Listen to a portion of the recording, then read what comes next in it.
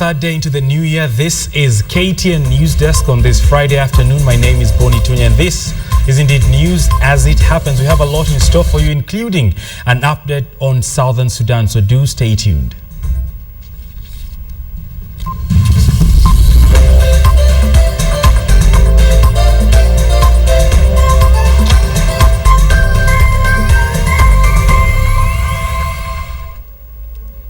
Welcome to the program. Delegates from South Sudan's warring factions are in Addis Ababa, Ethiopia, in readiness for ceasefire talks after 2 weeks of fighting. Despite an announcement by the Ethiopian Foreign Affairs Ministry that talks have opened, negotiators for both sides, the government and the rebels, are yet to have a face-to-face talks and have been using mediators since Wednesday.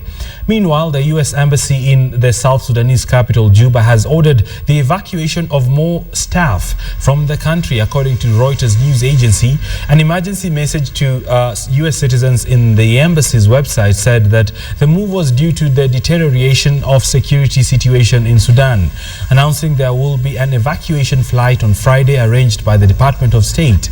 At least 1,000 people have died and more than 180,000 people have been displaced in fighting that erupted in mid-December.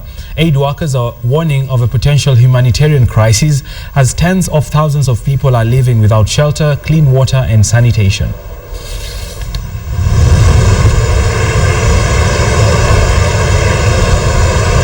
There is no way a government can negotiate with a group which has no name. We would go and find out from IGAD who are these people, how do they call themselves, and what are their objectives, and thereafter we can sit and negotiate with them. But at present we don't have an agenda. IGAD had also warned that anybody who does not accept the cessation of hostilities within 4 days will be punished, that they will take action against anybody who does not abide by it. The 4 days have gone. Riek Machar and his group exploited that cessation of hostilities and they decided to capture Bor. They captured Bor town after the 4 days. We are going there despite the fact that there is no ceasefire at present. Not ceasefire, but there is no cessation of hostilities. Ultimately, cessation of hostilities is supposed to precede the ceasefire. Ceasefire is usually negotiated after cessation of hostilities. The rebels are not ready for cessation of hostilities, and for that matter, we are going for talks without cessation of hostilities.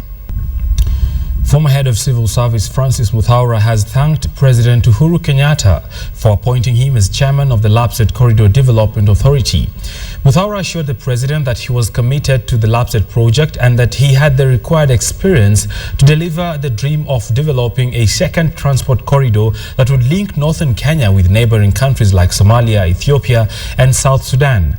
Senator Kiraitu Murungi said those who were opposed to Muthaura's appointment should now shut up and let Muthaura work. Other Meru leaders criticized those opposing Muthaura's appointment, saying they should let the appointing authority do his work. It was during a Thanksgiving ceremony for Meru County Assembly Speaker Joseph Kaberia that retired head of public service Francis Muthaura spoke for the first time over his presidential appointment that elicited mixed reactions across the country and almost triggered a rebellion from a section of Meru politicians allied to the Jubilee Alliance. I want to tell the president, thank you very much for doing me a favor, and assure him that I will do everything possible to make a difference. I believe very strongly in the Lapsset project. Meru Senator Kiraitu Murungi rallied support for Muthaura that culminated in a Wednesday meeting at Kinoru Stadium, where Meru politicians who were vocal in opposing Muthaura's appointment backpedaled and endorsed Muthaura. Senator Muthaura, who is the patron of Jori Cheke and who is the most prominent Kenyan as far as this development is concerned, akampatia kazi ile ambayo anastahili. Heshima kubwa kwetu. Mmoja wetu akifuata nafasi, hakuna haja tuwe tuna fitina yeye. Aitusaidia nani?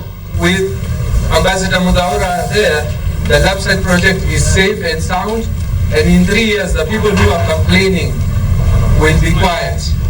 Igembe South lawmaker Mithika Linturi and his Mara counterpart Kareke Mbiuki had opposed Muthaura's appointment and criticized President Uhuru for favoring only one section of Meru. The two were criticized for allegedly arrogating themselves the role of Meru community spokesmen without consulting other leaders. We are actually surprised and embarrassed that some of us are trying to reduce him to a very irrelevant.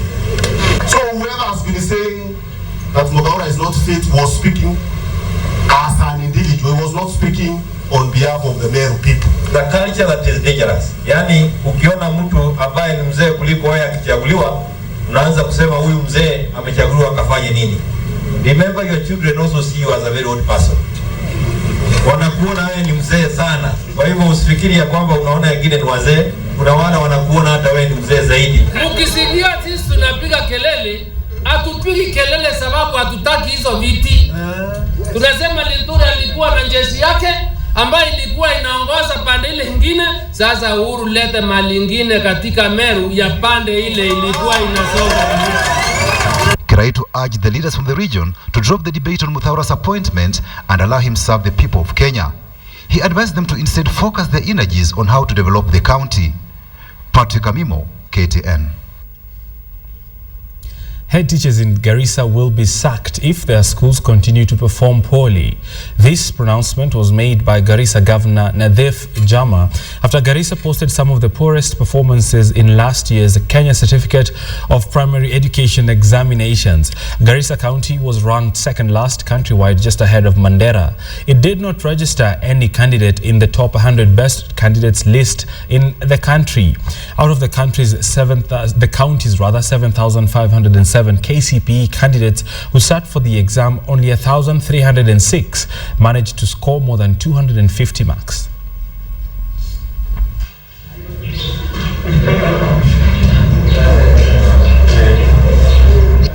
Doing the exams here.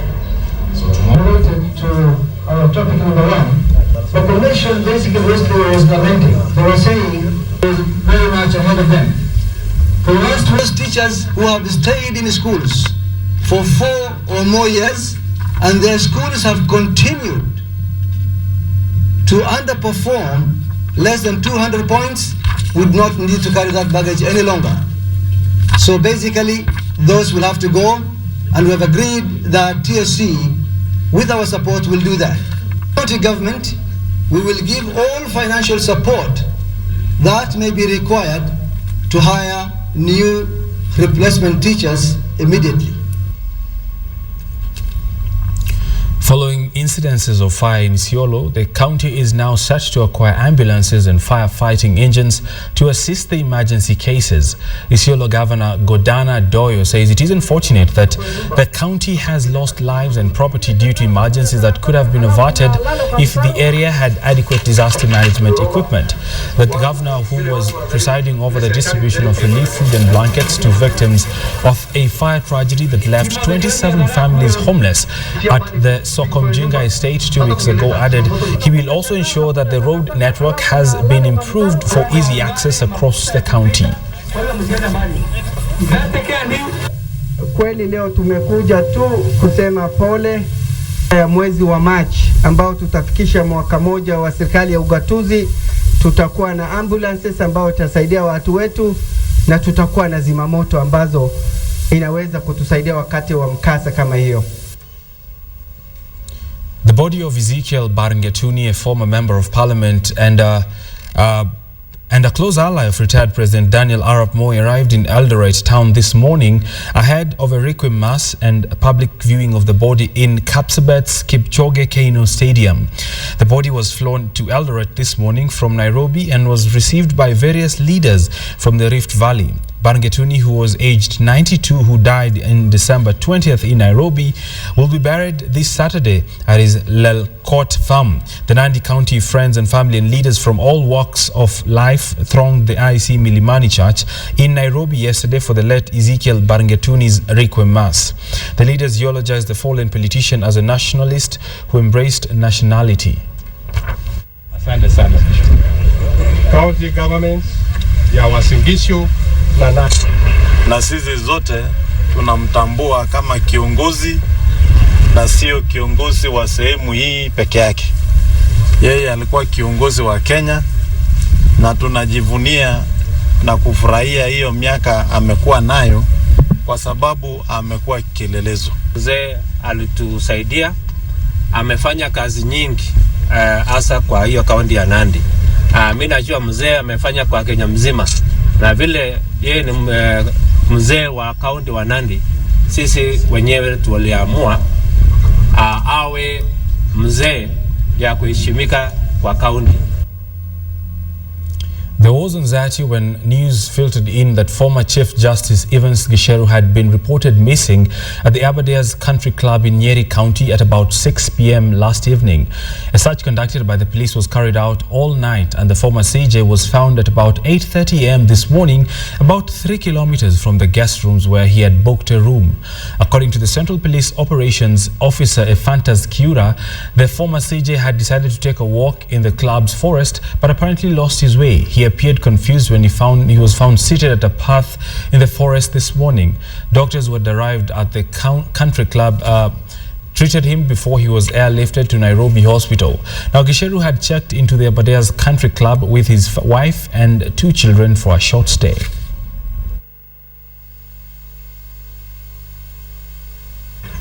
Ilikuwa saa 12 jioni.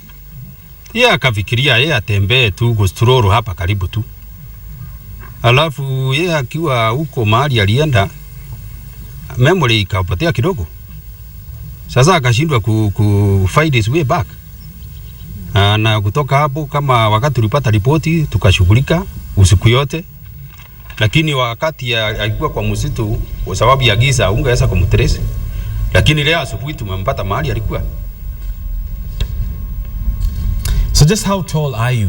Now, with the average height of just about 5'7" inches for males in Kenya, chances are that you'll need to climb on a stool to talk face-to-face with the man believed to be the tallest man in Kenya. Yes, that is one Jackson Kipkurui of Bomet County. KTN's Najma Ismail now tells us what his life is like. He's not just taller than everyone in his village in Bomet County, but he could also be taller than everyone in the entire country.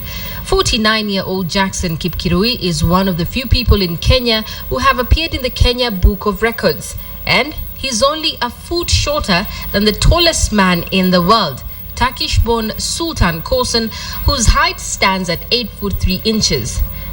Jackson's everyday life is not like everyone else's. Fiatu ile inanitosha ni inapiti niende mpaka kwa pata kwa mitumba. Ya pata itoshani na mimi. Namba sao ni za mwisho ni namba 12. Na mimi nafaa namba 13. Nguo zile inanitosha ni zile zinapimwa na fundi. Not just that, before he constructs his house, Jackson Kipkurui says he has to call a carpenter to measure the door according to his height. Jackson says he's taller than all his 7 siblings, but remembers his grandfather to have been very tall. Kiwa na safari sasa nikienda kwa barabara nipate probox hii itakuwa ni shida sababu miguu ni mirefu. Nikienda sasa kwa marafiki zangu inabidi ni iname kabisa. The father of 4's unusual height was discovered when he took his wife to hospital, and the doctors were amazed by his height and decided to measure him. That's when they called the Kenya Book of Records, who declared him as the tallest man in the country at 7 feet 3 inches. Nilipokuwa secondary nilicheza mchezo wa shot put na nilikuwa napenda sana. Nilienda mpaka national.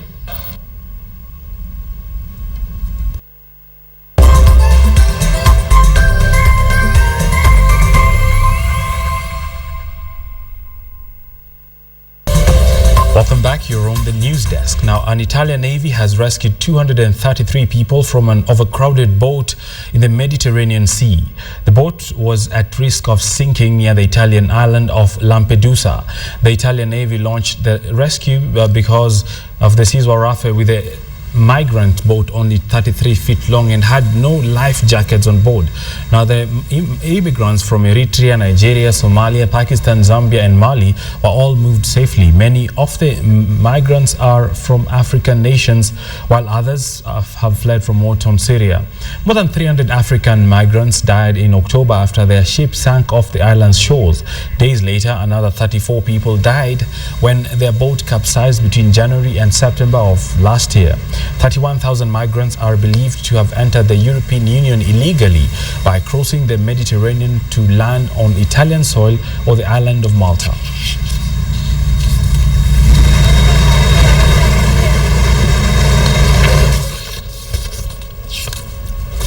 The health of the former Israeli Prime Minister Ariel Sharon has gotten worse over the last few days. Sharon has been in a coma for 8 days and doctors say he has now developed serious kidney problems.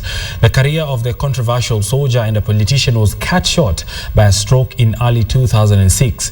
Early last year, doctors said they detected some brain activity when he was shown photos of his home and heard his son's voice. Now, a spokesman for the Sheba Medical Center reports, and I quote, "In the last few days, there has been worsening in the medical condition of Ariel Sharon."